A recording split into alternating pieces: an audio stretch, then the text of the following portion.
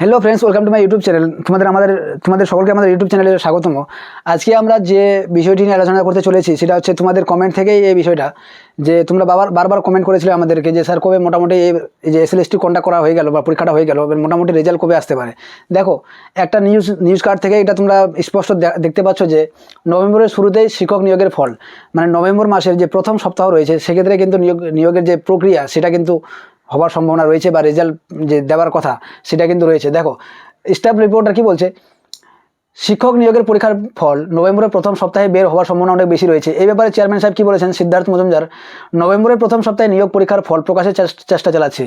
এর থেকে স্পষ্ট জানা যাচ্ছে যে অক্টোবর মাস চলছে, এই মাসটা যে চলছে এই মাসের শেষ সপ্তাহে, মানে 4th উইকে, এই মাসের লাস্টের দিকে হয়তো মোটামুটি আমাদের ফাইনাল অ্যান্সার কি চলে আসবে।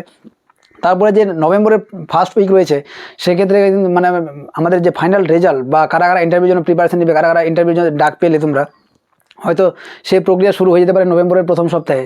সেটা হচ্ছে এই ক্ষেত্রে তোমাদের আমরা একটা সঠিক একটা কংক্রিট ইনফরমেশন দেওয়ার চেষ্টা করেছি। এটা আমাদের কোনো নিজস্ব বানানোর ওয়েবসাইট না, এটা কিন্তু একটা ভালো পত্রিকা থেকে নেওয়া, যেটা তোমরা হয়তো সকলে জানো যে পশ্চিমবঙ্গের রিনাউন্ড আনন্দবাজার পত্রিকা, সেক্ষেত্রে কিন্তু দেওয়া হয়েছিল। So thanks for watching this video, keep learning and please subscribe to my channel.